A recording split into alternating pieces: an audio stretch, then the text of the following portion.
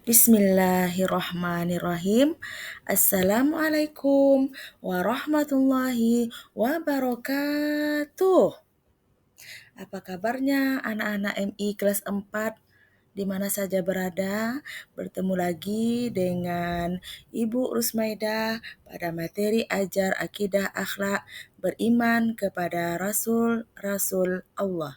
Baiklah, sebelum kita memulai pelajaran, kita berdoa terlebih dahulu. Doa sebelum belajar. A'udzu billahi minasyaitonir rajim. Bismillahirrahmanirrahim. Rabbi shrah li sadri wa yassir li amri wahlul 'uqdatam min lisani yafqahu qawli. Ya Allah, tambahkanlah ilmuku dan tingkatkanlah kepahamanku. Amin.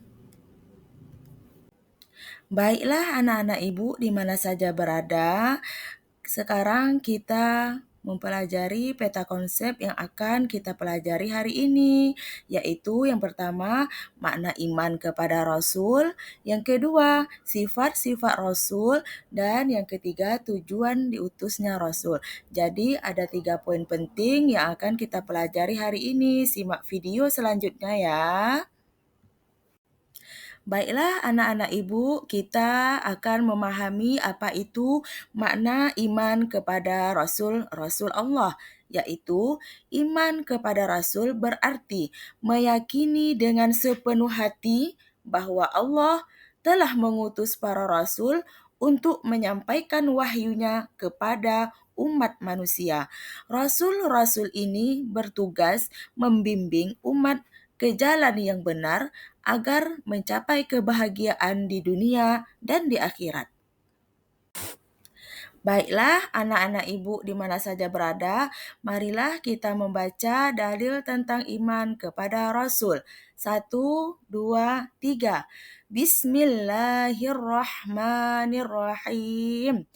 Laqad kana lakum fi Rasulillahi uswatun hasanah.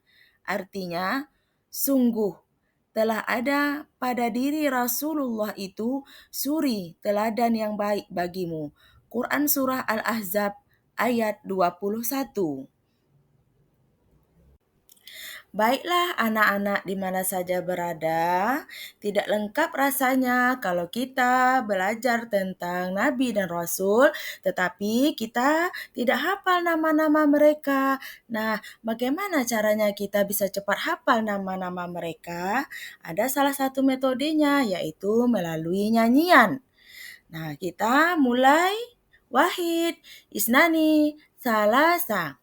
Adam, Idris, Nuh, Hud, Soleh, Ibrahim, Lut, Ismail, Ishak, Yakub, Yusuf, Ayub, Zulkifli, Su'aib, Musa, dan Harun.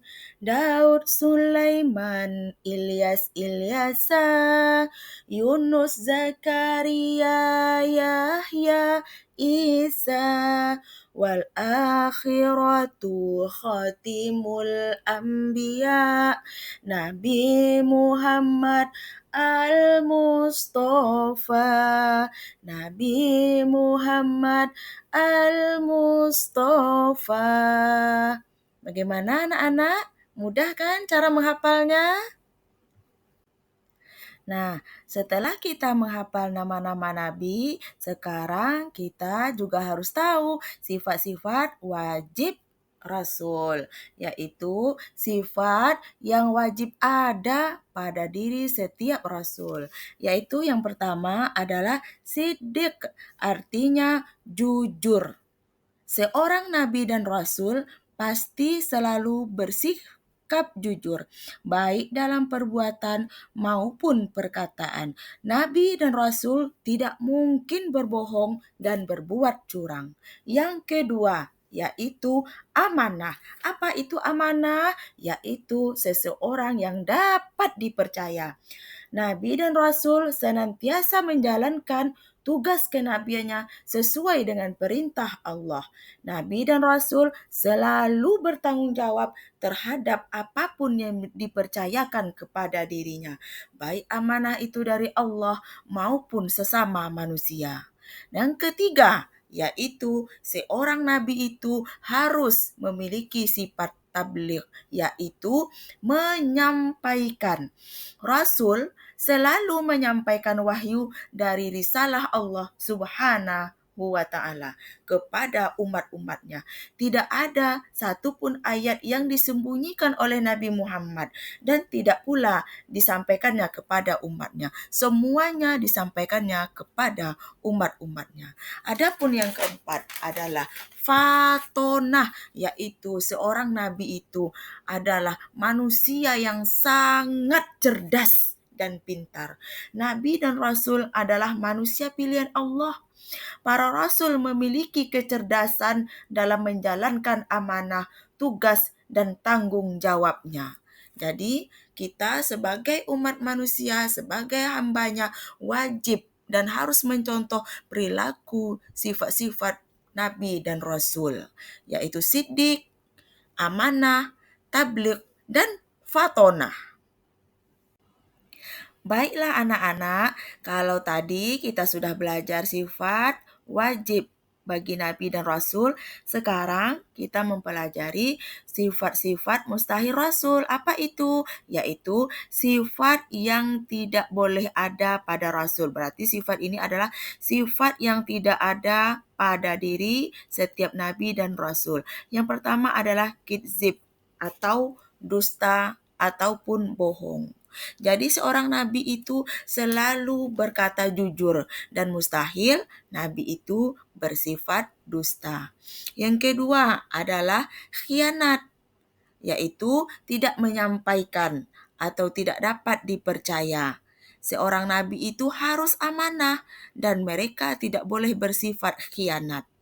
Yang ketiga adalah kitman, yaitu menyembunyikan.